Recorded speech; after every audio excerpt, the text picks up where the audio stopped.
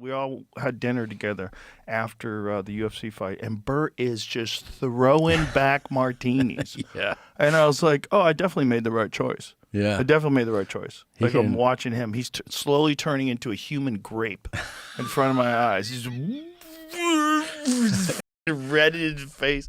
And then I talked to him, and he goes, I got all my blood work done. Perfect. I saw somebody comment the other day on our podcast. They go, the documentary about Bert's doctor who says blood work is perfect is going to be unbelievable. It's a complete charlatan. It's got to be, dude.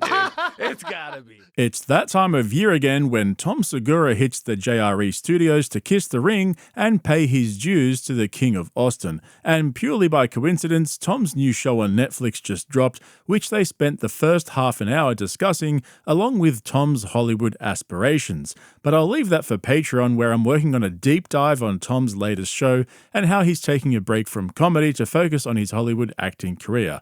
Yep, true story. Because on this episode, Tom Segura's forehead was working overtime. Just two straight bald comedians laughing at each other's jokes and huffing each other's farts in between sharing dieting tips and sleep hacks. At this point, these two have gone full fake guru. Clearly, they haven't been paying attention to the comments section because every time Tom goes on JRE these days, he gets absolutely roasted by Rogan's audience. But because Joe and Tom don't read the comments, they have absolutely no idea that everyone is turning on them. Damn, came to the comments to see if Tom had lived down the pause comment, you magnificent bastards just won't let it go, and I love it. I'm too poor to watch this episode, I'll wait to the next one. I need to enter into a higher tax bracket before I watch this. Not the guy who splattered on the floor from trying a layup. Yay, we can listen to them talk about their diets for 2.5 hours. He not only broke his arm, he broke his funny bone. We unloaded trucks all day, but man, the work these comedy assassins put in, I can't even imagine. Gotta love two multi-millionaires telling everyone to get over it and stop complaining about your shit. I now know how everyone feels about Segura, I feel the same way. I loved when Cat Williams said Joe trying to push 6 comedians that ain't even funny. At least it's not Bert. Poor Bert, he can't stop catching strays, but I'm obviously here for it, who am I kidding? As you can see though, nobody takes these guys seriously anymore, and the funniest part is they have absolutely no idea how far gone they are. I mean, this episode had everything. Car talk, watch talk, Tom's dietary updates, his workout routines from being on the road. Like, they legitimately spent most of the podcast talking about all the shit they have and how they love being rich because it allows them to pursue their passions, like collecting art and drinking fine wine. Tom filled us in on his new Ferrari and gave us a tutorial on how to manage the heavy rear end of a Porsche 911. Make sure you don't lift off, you've got to commit to the corner, guys. So it was all the usual stuff we've come to expect from two Austin comedy assassins chilling in a lockdown studio under the guard of SEAL Team 6.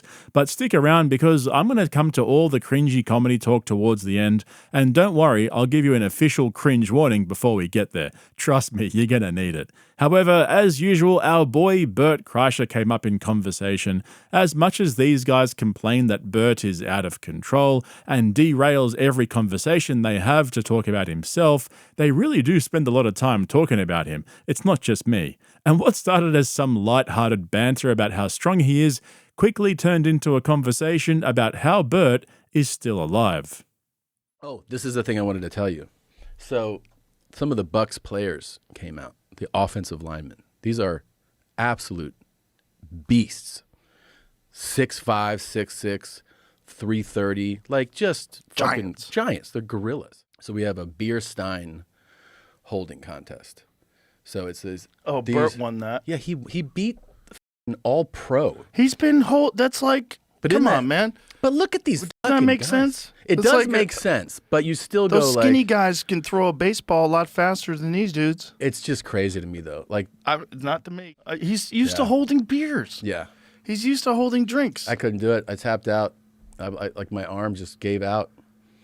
And then... Look at him. He's still smiling. Oh, yeah. He got nothing wrong.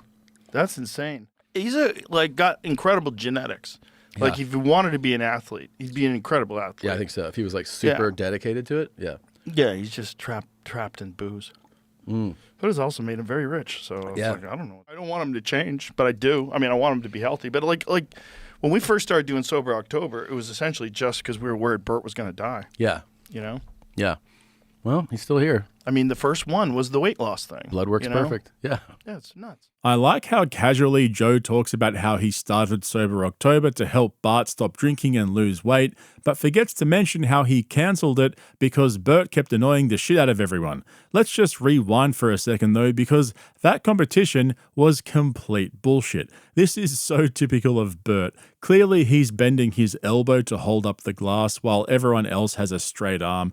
How many times has Bert done this where he'll claim he can do something like the splits and then do his own version of it, you know, like half push-ups or something, and then completely ignore the fact that he cheated and then spends the next 6 months bragging about it. Kind of like how Brendan Shaw pretended there was a controversy brewing over how much he could bench and posted multiple videos doing half reps of 225, even though he's clearly strong as fuck and can easily lift it. But after years of enduring Bert's claims that he has perfect blood work, Tom and Joe finally realized how ridiculous he sounds and admitted that somebody's probably lying to him. We all had dinner together after the UFC fight, and Bert is just throwing back martinis. Yeah. And I was like, oh, I definitely made the right choice. Yeah. I definitely made the right choice. He I'm can- watching him. He's slowly turning into a human grape in front of my eyes. He's red in his face. He can knock him down, dude. He can really knock him down. Bro, he found out we were leaving, so he ordered 2 more to down on the way out the door. He just downed 2 martinis. I'll have 2 more. Like, just down these martinis on the way out the door. I'm like, this is f***ing preposterous. It's preposterous. And then I talked to him, and he goes, I got all my blood work done. Perfect. I saw somebody comment the other day on our podcast. They go, the documentary about Bert's doctor who says blood work is perfect is going to be unbelievable. It's a complete charlatan. It's got to be, dude. It's got to be. Dirty lab coat with a f***ing mouse in his pocket. Like some It's gonna crazy be guy. Complete lunatic who's like, you're great. Oh, my God. That's So so funny. funny. Bert would have been absolutely fuming when he saw that clip from Tom's appearance on JRE. You just know he got off the couch and started pacing around the house, yelling at everyone, kicking the dog, looking for the paperwork that shows he's got perfect blood work so he can bring it up for the 100th time on 2 Bears. The irony is Bert goes to Rogan's buddy's clinic called Ways to Well for all of his health and wellness needs. So I don't know what Joe's laughing about. He's the one who sends all his friends down there and promotes it on his podcast all the time. And how many times have we heard Bert list all the medication he's on? The whole idea that he's in perfect health while taking blood pressure, cholesterol, and diabetes medications, as well as hormone therapy and stem cell injections, is just crazy to me. Just to prove my point that Bert's full of shit, on this week's episode of 2 Bears, 1 Cave, Bert threw a tantrum at the nurse because he refused to have his blood pressure taken in front of a live audience before getting an IV. Hey, can I get an IV? Oh my God, look at how quick she comes. Holy shit. Holy shit. Hey, can I get a job? Why don't we, oh no, you keep just the IV from you, please. And it's just amazing. And I got to keep it going for all the Bucks. They showed up. The Bucks came out. But let's break down that do not take my blood pressure. Just give me a goddamn IV. I do not want that just give me the IV. Or don't, but do not take my blood pressure. How bad would your blood pressure be? I do not take my blood pressure. Listen, I normally get 2 bags. I'll be fine with 1 bag. Just do not take my blood pressure. What's his blood pressure right now? Is still thinking? Well, does it register he's dead inside? What are you talking about? You're so frustrating. Your blood pressure is always perfect. Well, it might not be. I don't know. What? 140 over 147. 70? Yeah. It's not great. If you're going to take my blood pressure, I don't need an IV. God, stop. No, I'm not getting one. Why? No, I'm not. There's 7,000 people here. I'm not getting my blood pressure And taken guess what? in front of All 7,000 7,000 want you to get your blood pressure. Nope. Stop. Game's over. I'm not playing. Stop. Game's over. Nope. It's my arm, and I hold him tight. Nori, get up here. Nori, come here. Nori's a black here. man. You don't go to the No doctor. Come way. here. Yeah, Bert's clearly not in good health. If he's taking blood pressure meds to keep it down and he's still too afraid to do a reading, then you know something's not right. But by far the best part of that episode was when Jason Kelce called him out for bagging people who get red faces from drinking. This episode of Two Bears was an absolute train wreck, but seeing Bart get roasted for being a hypocrite made it all worth it. What race is the best drinkers? White Irish. or Latinos? Oh, okay. Oh, Latinos in the building? Here's the thing. Latinos are the most fun. Whites are the most terrifying. So it's kind of what kind of vibe you want to go for. let's eliminate who are the worst drinkers. It's And that's Asians. the Asians. Yeah, it's Asians. Are the worst. They get red. They're allergic to alcohol. Native Americans, Asians. You say Yeah. this is the reddest face I've ever seen. And y'all was in unison. You know this? Bert's got some Indo-European, half Asian blood going on there. This is a fact, You dude. did get red. And first of all, thank you for bringing this up. Wow, I'm surprised Bert sat there and took that like a champ. I guess he really didn't have a choice. Seeing Tom Segura squashed up against the end of that couch next to Jason Kelce really put things into perspective. He needs to go and kill Tony ASAP to put Hinchcliffe back in his clown box. But let's get back to Joe and Tom because the cringe was thick in this one. It was only a matter of time before Joe realized that he's not as healthy as he thinks he is. And don't get me wrong, I'm not bagging these guys for being unhealthy. It's the hypocrisy of their constant rambling about their diets and how hard they train, the cold plunges and saunas, all the sacrifices they make, while they drink every day and smoke cigars all the time while popping nicotine pouches and God knows what else they put into their mouths. At least Rogan finally realized it was all getting out of control. Well, at least for a couple of days. What is that, Rogue? So Yeah. I kind of quit those, but I'll have one. I fucking love these. I thought I was going to have a hard time. I quit them over the weekend. Really? Did nothing. I was like, this is easy. I think I'm lucky. With I your think, yeah, I don't think I get physically addicted to stuff that way. That's It was- great. Yeah, it was super easy. I was feel like like- I have some of that where I'm not that physically addicted to. But dude, I have friends that have like anything gets them. Like I had a guy who came over here to do a podcast and he saw that someone had sent us some kratom stuff that I wound up throwing out. I was like, Yeah. I don't want like this shit anyway. Yeah. And he's like, don't take that. I can't get off of Oh. it. Get that kratom away from me. know someone I got a is- real problem with it. I'm like, really? Yeah, people get physically addicted. Like I didn't really realize that was a thing, but I think it's just different genetics. it totally You is. know, like look at Bert. A normal person who drinks as much as him would be dead. Yeah. You'd have like real liver problems, Yeah. and he doesn't have any problems. He's in the gym in the morning. It's Yeah, crazy. it's nuts. I hate to break it to you guys, but Bert definitely has some shit going on that he either doesn't know about or that he's clearly hiding from everyone because he'll be forced to quit drinking for good if it comes out. But do you guys remember when Brendan Schaub used to promote Kratom on his podcast, and then when I exposed him for illegally promoting an addictive product, he all of a sudden stopped promoting it and started telling everyone how bad it is for you? It was around the same time Philip Morris International tried to silence me for uncovering the Zinspiracy. Man, that takes me back. What a bunch of fucking redacts. We're heading deep into cringe territory now though, guys, so if you're new here, this is going to test your appetite for A-grade podcast slop. It's a dish I serve to my regulars to keep them fit and strong. Kind of like an ice bath, but for us poors. After talking about Bert's genetic superiority and his ability to withstand toxins unlike any human in history, Joe and Tom unbuckled their belts and unzipped their pants so they could flop out their privilege and let it dangle for everyone to see. It was only a matter of time before Tom descended into his figure it the fuck out talk that we've become all too familiar with. These guys are so far gone and detached from reality that they don't realize how ridiculous they sound. They've basically become NPC millionaires who speak in empty platitudes and forgot what it's like out here in the real world. As usual, though, it gets worse. Much, much worse. So it's like you just got to deal with the cards you dealt. Like, why don't I have 4 aces? Well, you don't. You don't. So what are you going to do? Yeah. You going to just sit here and complain about everything or what? You got to figure it out. Yeah. Figure it out, bitch.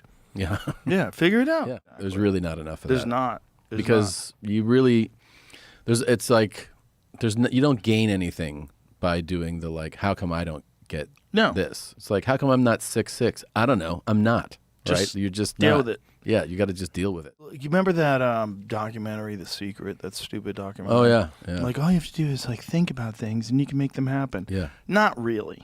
That's bullshit. But it's a part of it. It's a part of Yeah. making things happen. There's physical limitations to the human frame. There's Sure. physical limitations for your particular human frame. Yeah. You know, you can't get taller. You can't. You can lose weight, Mm-hmm. but you can't really do much other than that. Yeah. But there's a bunch of people that just think about their problems all the time. It's an obsession, and what it does is it carries you through time without having to deal with the problem because you just talk about the problem. Right. That's a big one. Do you know how many people who live in Guatemala in a dirt floored shack would Yeah. love your problems? Yeah. You Exactly. know, like your problems are not that big a problem if you're living in America. Well, you have your health. need that perspective change from people. Exactly. Yeah. That's right, guys. If you're struggling to pay your rent and you have to choose between eating meat or heating your apartment in the winter, you just need to change your perspective. Look at the bright side. At least you're not living in abject poverty in a third world country. Stop being so fucking ungrateful. Seriously, you people. But who knew that Joe Rogan could do such an accurate impression of himself? We've seen him bomb with his Obama impression, and that time he tried to switch between a New York Jew and a mafia boss. Man, that was cringe. But when it comes to imitating himself, he gets it absolutely spot on. Yeah. Thank God that's not how we make a living. Thank God. Dude, Just- if the UFC was around when I was competing, I 100% would have done it. And then imagine how dumb I would be now at 57 years old. Oh, I'd be a mess. Oh, hey, you look good. You losing weight? You losing weight? He goes, what are you doing? He goes, you dieting?